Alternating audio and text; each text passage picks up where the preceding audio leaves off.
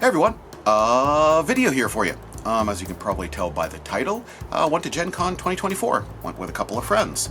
And normally when we did these kind of videos, we would usually do it in, say, of a group, where we would show what we picked up. It's usually just who am I, and I would have done that. But considering the hotels that we've stayed at for the last couple of years, that has not been a good place to actually take a group video. And what I thought I'd do is, instead, I'm just going to go over the things that I picked up at Gen Con, some particular things that went on, a couple of tidbits, things of particular nature. Now, not all of these items I'm going to show are in chronological order of what I picked up, so I'll try and start with some stuff that I'm sure was first, but afterwards, pretty much it's going to be in no particular order. Okay, so what we're going to do is we're going to start out with the first thing.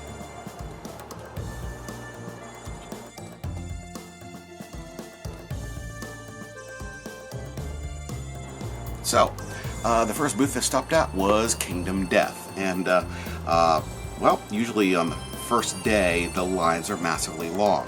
So what I'll do is I'll stick a picture up on the screen here, but as soon as the doors open at 10 o'clock on Thursday, made a beeline over to the Kingdom Death booth, found out that I would have to wait in line for about an hour.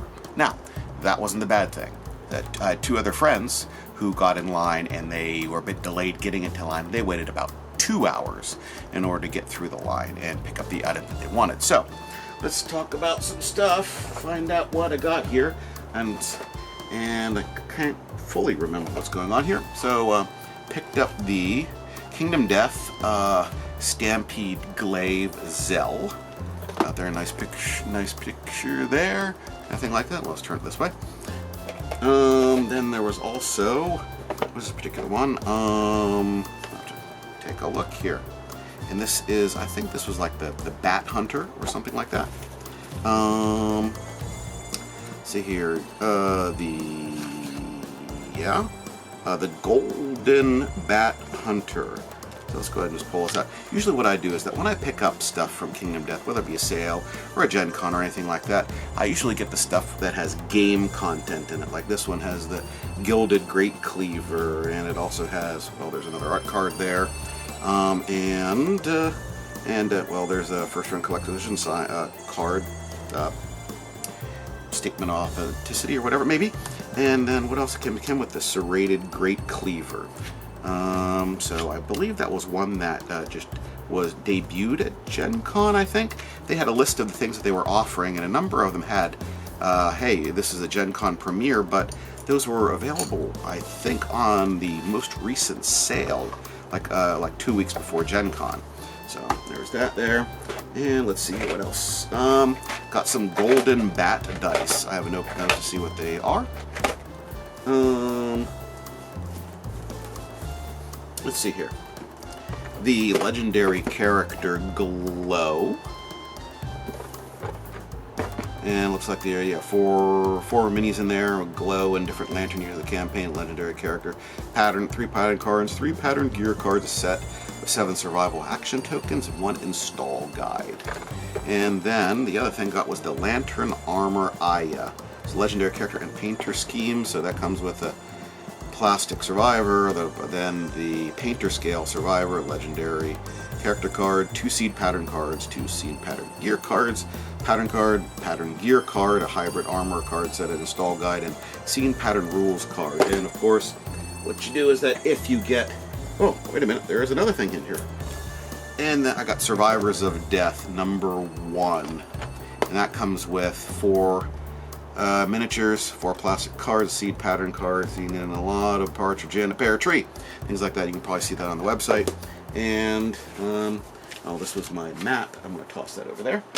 And, of course, if you buy some stuff from Kingdom Death, what you usually do is you get a nice little bag to keep everything in there. I was tempted, really tempted, to pick up the Gambler's Chest, but I was thinking that there is probably some other stuff that I want to pick up instead of it, so I passed on it at the moment. Not only that, I've got about 1.5 billion other Kingdom Death figures that I need to paint. So what I'm going to do is I'll go ahead and perhaps get to painting all that stuff. I haven't even painted all the stuff from the main boxed game yet, so I need to get on that.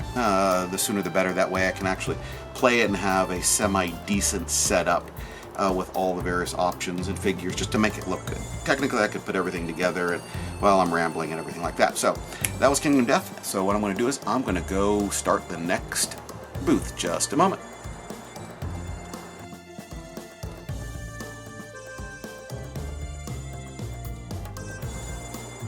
Okay, so the next booth that I stopped off at was Lamentation of the Flame Princess.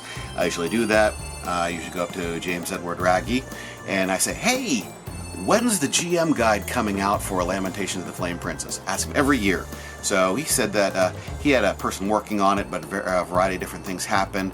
So technically it's in the editing process right now. So perhaps it'll come out within the next year. Maybe it'll be ready for next Gen Con. Don't know, but I'm hoping to see it. That way I can get a companion to the player's guide. So let's see what I got over at Lamentation of the Flame Princess. Since it's weird fantasy and some of the stuff is not exactly work-friendly, safe for work, so to speak, I'll be kind of careful here. So the first thing that I got was the Yellow Book of Breach World, or Breach World, however it's pronounced there, by Matt Strong. I flipped through it a little bit already, and basically what it is, it looks like it's a Harry Potter-ish type of school of witchcraft and wizardry. Yeah, wizards are not wise. Enter the halls of the Breachwood School for tricky youths. So that I'll take a look at. Maybe I'll run something in it. Also picked up, let's see here, what else is there? There was the so I might have to blur certain things out here, but maybe not. I got Temple of the Worm. It's going to be an adventure. Let's see what else is here. There is this is Lair of the Brain Eaters. I cannot show you the front picture because it's not safe for work, but it's going to be another adventure, along with, let's see what else. I'm trying to get them out of this particular bag here. Heart of the Saint, and let's see here. Yeah, Heart of the Saint, adventure wherein characters embark on a grand adventure. On a grand scavenger hunt to collect the dismembered remnants of a saint. Okay. So then let's see here. Now, there's another one here, Winter Death. I'm not particularly sure. It just seemed to be one that just jumped out at me here, because the thing is that when I was actually picking out all the stuff here, I had 4 books. And he said, hey, if you buy 5, you get 1 free. So what I did was I got, I think it was this one I picked up as well. It was either 4 and get 1 free or 5. I think it was 4 and get 1 free. And I wanted to get like 3 of them. And I got like this one, and I got this free. But also, apparently they put it in the stack of stuff here. Another reprint of the older version of Death Frost Doom. Now, this is not the most current one that they had, the gentleman who had certain allegations leveled against him, and that anniversary edition that had like the felt cover and everything like that. Well, this goes back and reprints the previous one, the original adventure. So that does that. There's couple of other things here that I got here. I don't know what this one. This is I can't actually show you this particular. I'm just going to show you the back. It says Weird Crusher.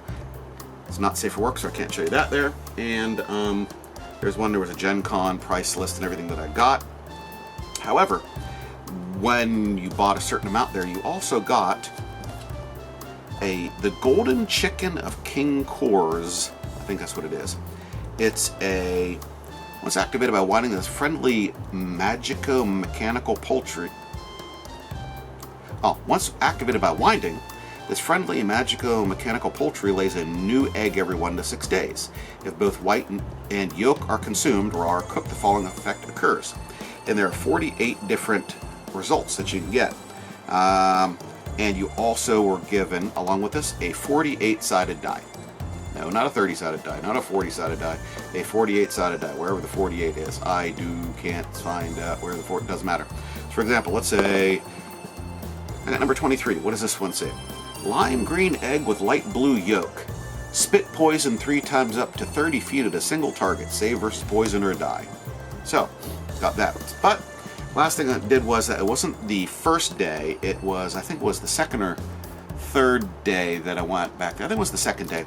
I got James Edward Raggy to actually sign my book down here. He said, "You are doomed." I asked him to do it in one of his interesting signatures and whatnot. So that was pretty nice that he was able to take the time to do that. I did tell him that, looking forward to more stuff's coming out, so that I don't exactly subscribe to all of his particular beliefs, like, I'm a Catholic guy and whatnot. But I said, you know what? It's still interesting that, I can still support the products, and especially it's small press, and it's a lot of interesting content sometimes if you get past the not safe for work stuff. But, okay, so that was Lamentations of the Flame Princess. We're going to go on to the next booth. Oh, but before I do that, once you bought enough stuff, you also got a bag. Just like Kingdom Death, but this one was the Bag of Holding Problematic Things. So, well, we got that there. So, let's go on to the next booth.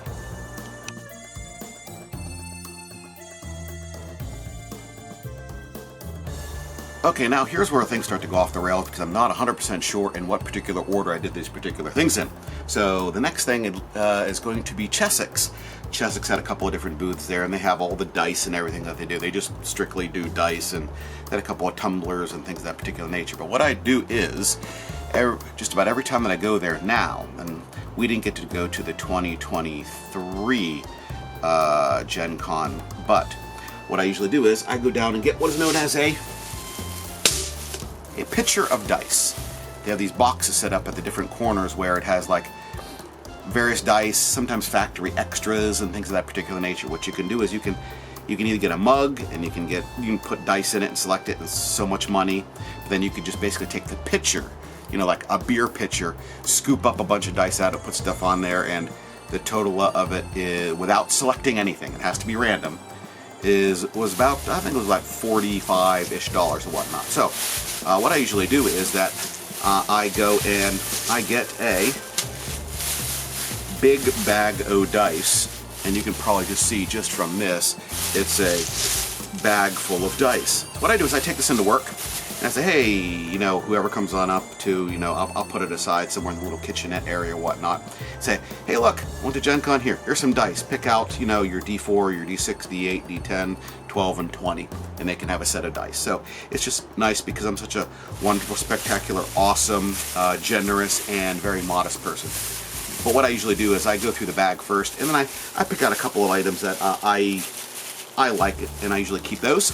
And then the rest of them I take on over into work. So, with that taken care of here, we're going to go on to the next booth. Just a moment.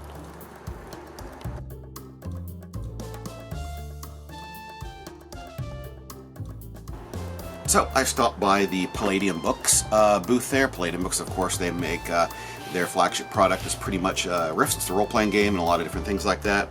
I don't think I got a picture. They had a recent Kickstarter of a re-release of their Teenage Mutant Ninja Turtles TTRPG, and they had a Leonardo full-size, life-size statue, or whatever you want to call it there. I don't think I got a picture of it. Maybe if I did, I will go ahead and put it up on the screen here. That way you can take a look at it. So I stopped by there, and I picked up 2 books here. One of them was Mad Haven. I always thought that was interesting, but I never picked it up during their sales or anything like that.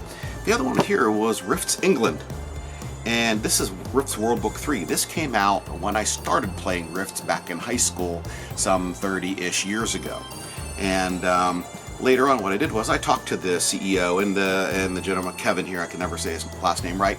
And I said, you know what, I've been playing this game on and off for basically 30 years, and I have never picked up Rifts England. And he he did a double take and said, "What?" I said, "Yeah, usually what happens is that I see something that you have during the sale and like, oh, something else catches my attention, shiny object, and I forget to get it, basically." So went ahead and did that. Now, what's interesting is that if you go over to the Palladium Books booth, what they'll do is that Kevin will usually take time out of his day to make sure he signs all the stuff that you bring there. And what I usually do is just about every year, I will bring some of my books specifically for him to sign. So for example, in Rifts England here, I believe he had it right here. He had Game On, and then in Mad Haven, Be Afraid. Not only that, I brought a couple of books with me to get signed. Now I said there was a Teenage Mutant Ninja Turtles. Yeah, this is the old one. It's probably the second Palladium Books RPG that I got. First one was Robotech. For this one, as you can probably see, this one has been previously loved, so to speak. And he said, I'm always stoked to see books that have been used so much, because it just shows that people are playing the games. And of course, he has Be an Animal. And then I got, let's see here, I got the Rifts Ultimate Edition hardcover that I had purchased a while ago, but I brought this to get signed. And he did his dragon here. Go travel. He said travel the rifts down here in the last one.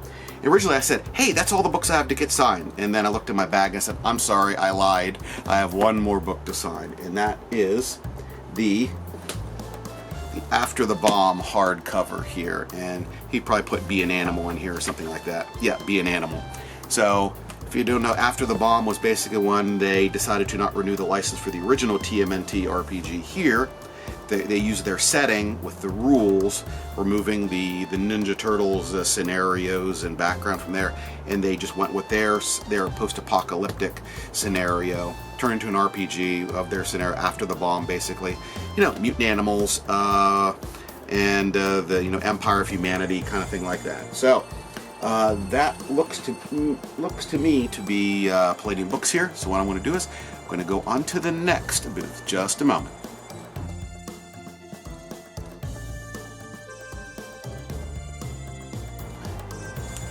Okay, so the next place I stopped off was Dungeon Crawl Classics, and basically 2 years ago, because once again we didn't go to the 2023 Gen Con, what you would do is that you, out of the coupon book, and I wish I would have had the coupon book here to show you, you use a coupon book and you can get a Dungeon Crawl Classics rule book, the big 500-page one, for about $10, and also your first adventure was $1. But at Gen Con they had basically all of the soft-cover rule books for $10, and so there was either Dungeon Crawl Classics or Mutant Crawl Classics. Since I already have one of the Dungeon Crawl Classics books, I picked up the Mutant Crawl Classics one for $10. This is basically their Gamma World. Dungeon Crawl Classic would be the D&D. Mutant Crawl Classics is going to basically, like I said, the Gamma World. But I also picked up an adventure for $1 using that particular coupon there. And of course they had the Quick Start Rules Guides were free. They have this available. You can just go ahead and pick them up. So if you ever go to Gen Con, don't know what Dungeon Crawl Classics is, you can go swing by their booth earlier than later, because these usually disappear. And basically what it does is it gives you the first couple of it gives you the basic of the game. It's kind of like, once again, like those starter sets, but this is just quick start rules. Gives you like the first 2 or 3 levels.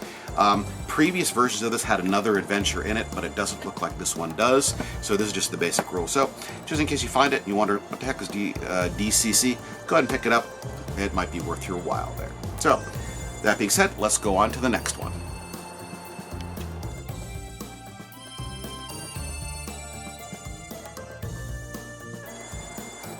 Okay, like I said, this still goes off the rails here about the particular times that we picked up anything like that. So I believe it was the second day here. Yes, it was the second day that we started out not over by the exhibit hall, but rather we went to the Gen Con store or the Roll a Crit store, depending on what your semantic name is for it. So we waited in line at starting at around like 6:50 a.m. and then the store opened at 9 a.m. So we were waiting there for about 2 hours, got in line, got our stuff and everything like that. So things I picked up were, just to get the bigger thing out of the way, I picked up a Gen Con mat. This was actually on sale. It's that's right, it's an oversized mat. It goes from like this. You can probably see it on the camera there. But this was on sale. This would be a nice one to either display or just actually use. I don't know if this might be a little too big for TCGs and whatnot. Might suit some other card games though. Put this aside for the moment. Just move it over there. Let's see here. Since we picked up some Gen Con trading card game sleeves, I have to double check here what particular one. I think this was a bunch of pins. I think these were the 2023 ones, and let's see here, not that one. And I think these were the 2024, 24. Yeah, these are the 2023 pins. They usually sell previous year's pins, so if you miss one for a year or two, you can generally pick them up. So 2023 and that. So once you spend X amount of dollars, and I won't tell you how much, at the first amount that you spend, you basically get a roll a crit lanyard there. And then if you spend the next level of amount, I think it was probably $125 or whatnot, then you also get a bag of holding badge pin. So that was basically the excursion there. And so what happened was that once we went ahead and got this stuff, we finished, since they opened up at 9, we got out of line by say 9:15, 9:20. Then we went on over to the exhibit hall area, but there was no rush to really get on in because generally we had picked up most of what we really wanted the first day. So we sat around, waited for everyone to go into the hall, and then we took our time going on in there. One thing is that with the number of people out there, which was, someone said Gen Con was sold out when we got there. They had a sandwich board outside that said all days sold out. So when you have the entrance hall, not the exhibit hall itself, but the entrance hall, just before you go on in, it gets kind of hot. And then once everyone ferries into the exhibit hall, the localized temperature drops like 15 to 20 degrees. And you're like, oh man. So then once again, we just took our time going on in and doing any of the shopping or any other things that we really wanted to do. So let's go on to the next booth.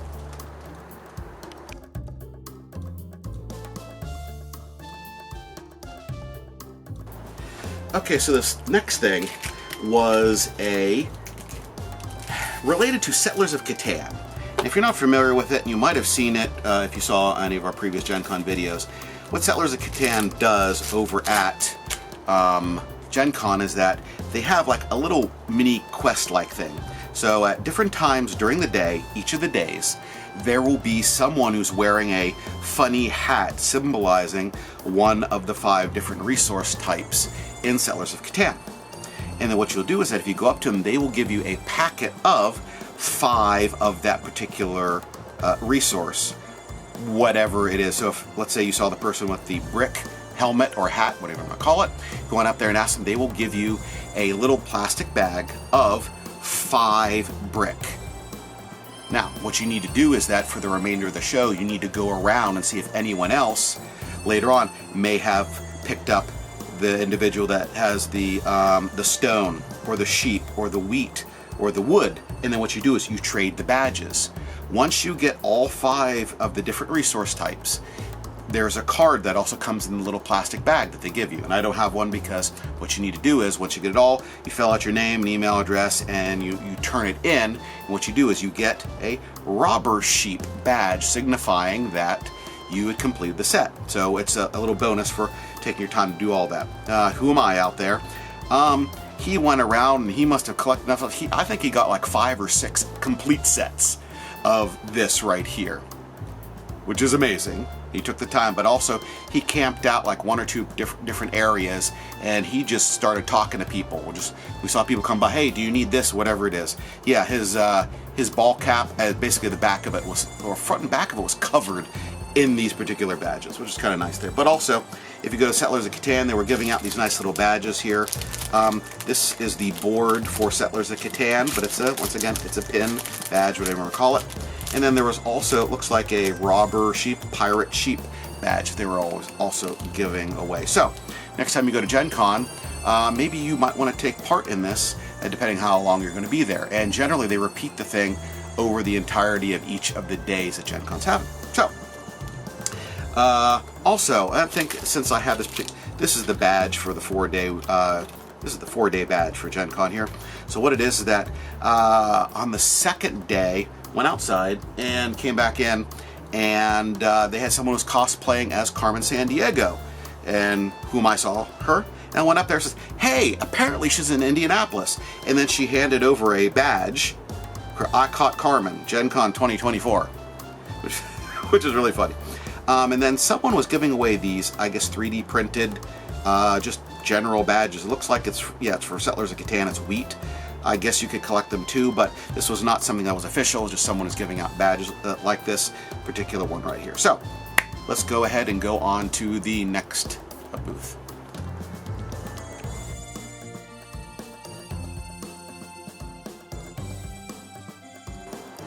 Okay, then also during the second day I stopped by Free League Publishing because I saw the little, there were stickers that were outside on the carpet in the entrance hall where you walk by and everything like that, and I saw Moria for 5th edition D&D. Now I don't really play 5th edition D&D, but I wanted to go get it because I just like Moria, because it's just it's an iconic location in The Lord of the Rings, Balrog, and everything like that. There's actually 2 different versions of this book, and of course it look completely different, that we don't confuse things, because I got really confused, and when I bought this one I said, "There's another one?" It's like, no, this one is the 5th edition one, and they have another one by a slightly different name that is for their One Ring RPG system. So this is basically the 5th edition conversion, so to speak, if you want to call that. But it has some nice stuff in it. There are lots of maps and stuff that I didn't even know about Moria or anything like that. I don't know if it's covered in the Silmarillion or indexed somewhere else. It's been a long time since I read Lord of the Rings, so I can't recall. But they have like there's the Deeps, the Foundation of Stone, and there was the Balrog's Throne and the Den of Forgotten Stars and all sorts of stuff like that.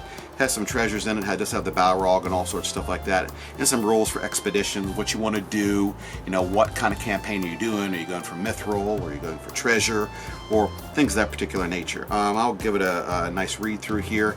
I may use bits and pieces, or heck, I might even just decide to, cannibalize a lot of this stuff just for another system. Maybe like a D6 system or something like that. But overall, I think I'm happy with this particular purchase. It'll give me a little background on it because, well, it is such an interesting part of the world there. So, what we're going to do is we're going to go on to the next booth. Just a moment.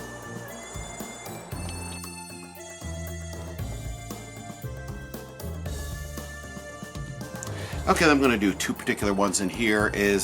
First of all, I stopped by Gamer Mats to pick up a gamer mat, and of all the ones that I saw, this particular mat that you're looking at right now was the most impressive of them that I thought.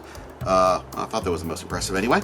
I'll maybe using this. I thought it was some beautiful art. This kind of like a darkish angel kind of thing like that. I'm fond of angels and everything like that.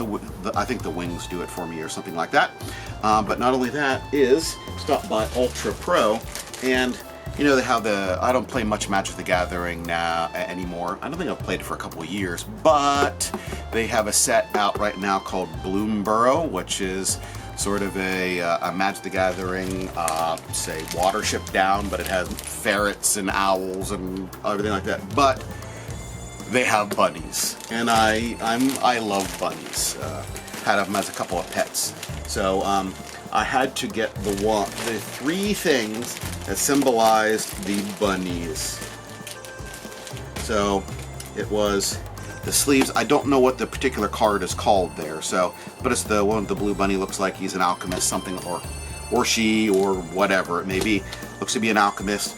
So not only get the sleeves for that one, I got the deck case for that one, and I got the play mat for that one. So I sort of went all out on that there. Probably not going to be using these for Magic the Gathering. Maybe I'll use it for another trading card game or something like that. Speaking of which, one of my projects, I need to finally finish up my trading card game, and I need to release that hopefully on the Game Crafter. I don't know when that might be. Probably going to be Probably sometime next year, maybe. But anyway, that was that here. So we'll go on to the next booth, just a moment.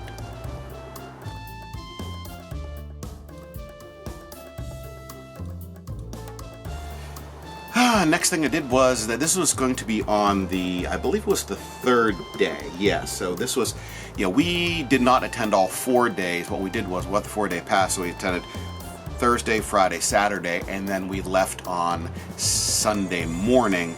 And then what I did was I took the next day off of work. I took off Monday, the day that I'm filming this, so that way I could rest after the roughly 10-hour drive from Indianapolis to basically northern Maryland. So, when I was just doing some minor stuff there, just walking around, I went by the booth a couple of times before. This was Discami Publishing, and it seemed to be busy, but when I went up there, I finally saw that they were not busy. Hey, is Mark McKinnon available for some autographs? So, originally, he was the head of Guardians of Order. They were famous for a game called Big Eye, Small Mouth. And, well, it's still famous now because Discami Publishing is doing I believe it's the 4th edition? I think it's the 4th edition now. But I was in the Kickstarter for the retro 2nd edition version here. And I took this to get signed. And I don't even know. Oh, he just signed. He didn't put any, notes or anything like that. Not only did I get this signed, I went ahead and brought my 1st edition Big Eye Small Mouth book from back in 1997, and he went ahead and signed off on this as well. And then the very last one was, so what the heck, since this was their first licensed product, I also got the Sailor Moon RPG signed here, and he went ahead and signed it there. And what I did was I said, I was just going to ask him a question there. I said, when they got the rights to do the Sailor Moon RPG here, I said, did you get it basically when it was a time where, it wasn't that popular, so you were able to get it basically on the cheap, so to speak? And he said, well, what was a funny story is that when he had contacted whatever the licensing agent, whoever it was, the global individuals who had the rights to it or whatnot, they went bankrupt or out of business just a week prior. So they were able to get a hold of the license. And I said, hey, basically, did you get the license for a song? He said, basically, by today's standards, yeah, he got it for a song. So thanked him for his time and signing the stuff, and went off to the next booth. So that's what we're also going to do. So just a minute.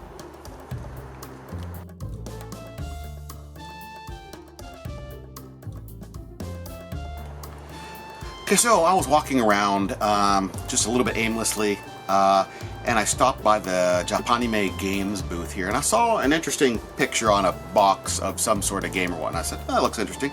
So I took a look at it. It seemed to have been an expansion. I was like, oh, okay, wow.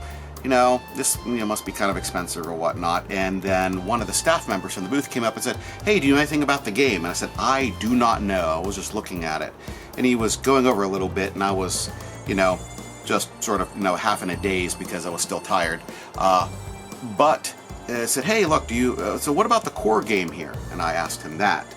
Said, and it looked like there were 2 different boxes down there. Said, oh no, one is just flipped around. So sometimes a board game on one side will have one picture and the other side of the other picture, so it confused me a little bit. But basically what happened was that the core game for this thing, I don't know anything about it. So I just picked it up because of the offer that he made. That not so much he made, but the offer that they had. And this is the Epic 7 Arise board game. It's not going to fit in the picture here. There we go. It's going to fit in the video. I know I should have been a little bit wider, but I want to make sure that this was a little more personable. So, this was only this thing here, and it probably weighs a good 15-20 pounds. I mean, Kingdom Death weighs more than that, but looking on the back here, it's got a bunch of different, it's got lots of cards, got a bunch of figures, it's got a lot of tokens, things of that particular nature. This thing was only $50. And then he said, hey, we're running a bundle deal. So, if you get this, and Epic 7 Arise, the Acolytes set, with a couple of other figures in it, I guess also rules, along with the expansion, something called For Hope, which is apparently what he says direct sequel to this game. Has more rules and some lore related stuff there. Like I said, I don't know anything about it. I have absolutely no idea. But the thing is that the whole thing together, this bundle of these these boxes here, was $100. That was it. I think the core set probably goes for more. What I'll do is maybe I'll check to see how much it is retail, and I'll put them up on the screen here. But it was a deal that I couldn't really pass up. What I'm going to do is I'm going to put this aside because while I was waiting and just about to check out, I saw that they had sleeves available as well. So I picked up an Asuka, Lei, and some sort of Grand Blue Fantasy character. I don't know much about Grand Blue Fantasy, but the picture looked kind of nice, and it'd be nice to have some sleeves for when I, once again, as I said earlier in the video, release my own trading card game. So that was Japanime Games, and then what we're going to do is we're going to go on to maybe just two miscellaneous things here before I get into a rather interesting encounter type of thing that I had. So just a moment.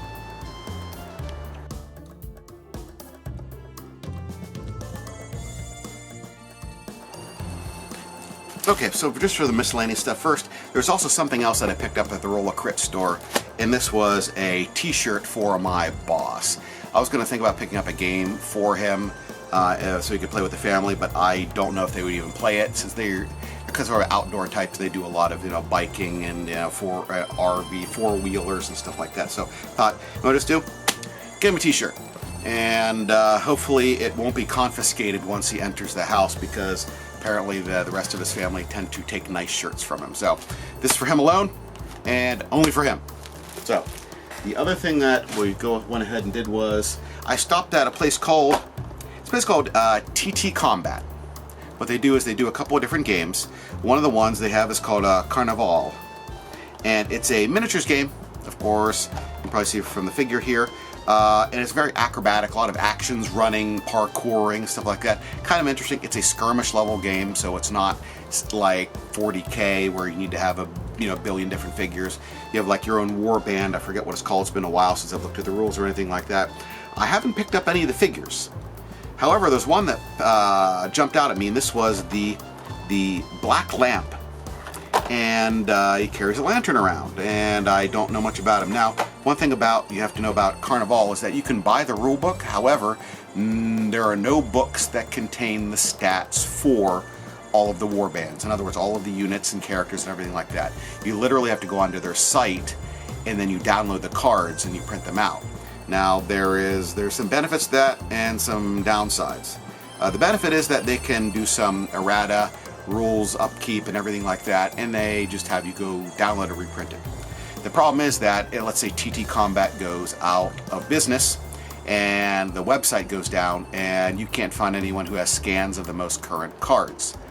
That means that you have a rule book that does nothing. So I do have to commend them for their uniqueness in approaching it and making sure that people are up to date on the rules and everything like that. But anyway, I picked a figure. I thought it was interesting. Maybe I'll use it in a different campaign or something like that. But we got that. Now, one of the things this wasn't at actually Gen Con. The day that we arrived, when we went out we arrived on Tuesday. We basically rested on Wednesday. We did a couple of things. We went to a local game shop and picked up looks like it was the Cyberpunk Combat Zone miniatures game. And well, they had the Danger Girls here, and had 1, 2, 3, 4, 5, 6, 7 Danger Girls and character cards and everything like that. I don't have the game, don't know anything about it, but I like the figures here, and maybe I'll use them for another RPG, or perhaps even my own miniature system. That's another project they also need to finish writing, polishing up, along with other things. But that was that there. So what I'll do is that was, I think, the last of the stuff that I actually picked up. There were a couple of other things that you could do, like if you went out to the lunch carts now, they were it was about almost like a block and a half away. They couldn't put it out in the normal area that they had it because they're doing construction apparently of another hotel. It's probably going to be a pricey one, so it doesn't really matter to me. But when you go to Hot Box Pizza, you can get their drink and also the Hot Box Pizza cup. You might be able to see that in some people's videos. But there's also a Gen Con cup that was $22. It was about about yay big. And what you do is that for the rest of the convention, if you want to get a refill, it was only $1. First thing is that all of the places inside the convention center, they only accept credit cards, which is fine. But if you always, when you want to drink, then you're charging like $1.07 or whatever it is on your credit card. The other thing is that when I first got the cup, they said, oh, we don't have any ice. Okay, but they had Coke. And when I finally drank it, the Coke was actually flat. It's like, okay, wow, this is not a good start. So the next day we went back to the same place there. And I asked, hey, we bought something to eat, and said, okay, we have ice, but they didn't have any Coke. Said, okay, go ahead and get a Sprite. So when I finally did that, I went ahead and I think I drank a lot of it and I pitched it, but later on I went to get another drink, but I went to a different area of the convention, more towards the entrance area where they have like 4 shops set up. And I went up to one of the shops there, and I asked the lady there, the young lady, I said, hey, look, I got 2 stupid questions for you. And she laughed and said, oh, well, okay, go ahead. It's like, do you have ice and do you have Coke? She said, yes, I have both. It's like, I'll take a refill. Then the third day, went back to the original shop that I got the Coke from. And the reason why we go back to that one is because they have a really good pulled pork sandwich.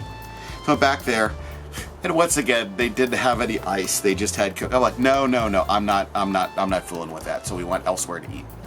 And went basically back out to one of those 4 shops, and I think we got a turkey club or, small hoagie or something like that. That was some miscellaneous stuff there. Now, what I'll do is, with the next thing here, it'll be the interesting leg of the adventure in Gen Con. So just a moment.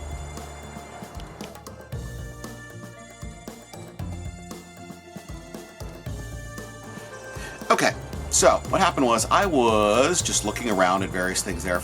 It took like almost a day to get a hold of a program. One of those programs where you can flip through and everything like that. And I noticed in one particular area there was something called the Japan Pavilion. It's like, oh, it looks like there's some Japanese games or whatnot. And I saw what's known as Group SNE. Group SNE is a Japanese company who does a lot of role-playing games in Japan. And one of them, or rather 2 of them that I have, are the Record of Lodoss War RPG and the Elden Ring RPG. So I was going to say, hey, let me go on over there and just start and find out what's going on. And went on over there. They were in one of the corners, in the upper left corners, if you take a look at the map there. And I went up there, and when I stepped up there, I said, hey, I've come here, and I was just speaking in Japanese and everything like that. And they were surprised that someone was speaking in Japanese to them. But what they had there was they had display models of the Shin Megami Tensei board game.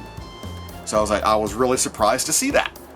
And there were a bunch of different figures here, and I'll try and put some pictures up here on the monitor, in the video here. You can also go to my Twitter page, and you can probably see the stuff that I had there. So that will be coming out. Kickstarter is going to be starting on September 11th, and there's going to be a bunch of figures, a bunch of cards, maps in the game itself. It's going to retail for about $300. Don't know what are any stretch goals or anything like that will be going on, but the way it was explained to me is that the box is going to be huge, apparently, because it has to have all those figures in it. The game is a control of different sectors or areas, so they said it was kind of like Risk. And once again, conversations mainly happening Japanese. We're doing on and off with Japanese and English, etc. There's like a little mini game with the cards that they have there. Couple of different things like that. There was no particular time period when the game actually happened. So if you know some of the later games where almost all of them are post-apocalyptic as it is. But I asked, okay, is it happening like say during the Super Nintendo era, or is it the PlayStation, or whatever it is. They said there's no definite time period. It's almost like taking everything and putting it together. And I was trying to figure out some other things that I asked them about that. One of them that I went back I started talking to them on the first day. When I went to the second day, I said to myself, I said, where's Mara? And they started to laugh a little bit. Says, yeah, he's nodded. They said, maybe he's going to be a stretch goal. And of course, if you know what Mara is in Shin Megami Tensei, Persona, and all that, you know why if they had them in the base set, why they probably wouldn't display him. Or it. Or I'm not sure. I think it's a he. But there were a couple of other things. Let me see if I should have brought this up, and it shows you how prepared I am for this particular video. Let's see if I can go ahead and, and see where, I thought I put a post somewhere that gave some more information. It's kind of weird. I put it on the Megaten subreddit, but it gave me a weird kind of thing, and I was like, you know what? I really don't want to have to play around with a bunch of little things like that, like putting flares, and I'm like, you know what? I really don't need it. And anytime my computer will actually load this now, it would be a boon if it would.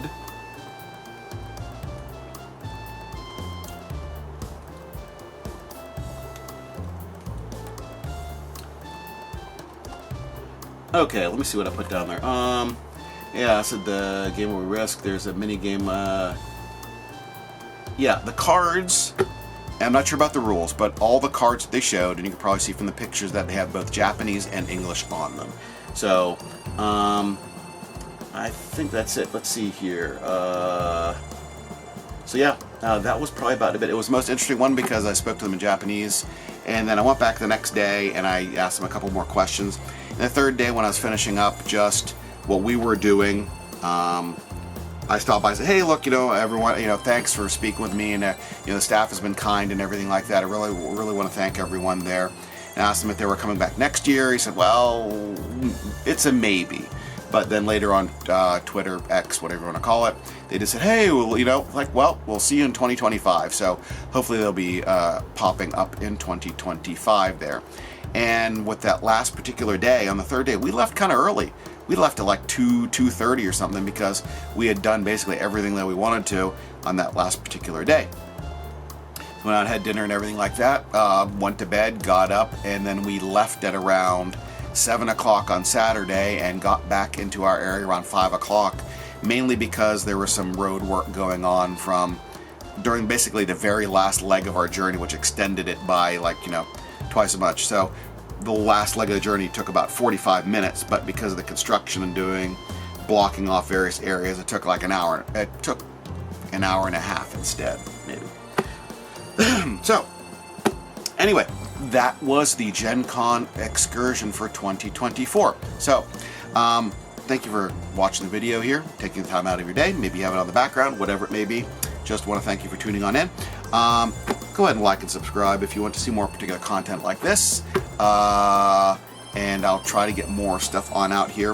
One of the things is that I'll do a video on many of the things that I'm currently involved in, different projects, things that are in the works. So maybe like a channel update or an ed update, whatever you want to call it, about where things currently are.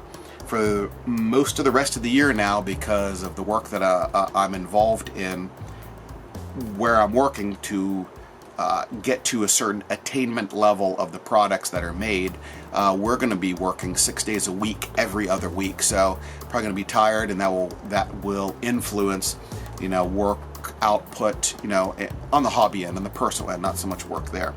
And so I'll probably be just taking off, time and everything. I don't know what's going to be going on here, but it's certainly an interesting change of pace. That's something we're really looking forward to, but it's got to be done. And hey, it's a job and money there. So everyone, thank you for tuning in once again, whether it be a morning, afternoon, evening, night, whenever it may be. I hope you're looking for the next video in the future. So take care, everyone. Bye-bye.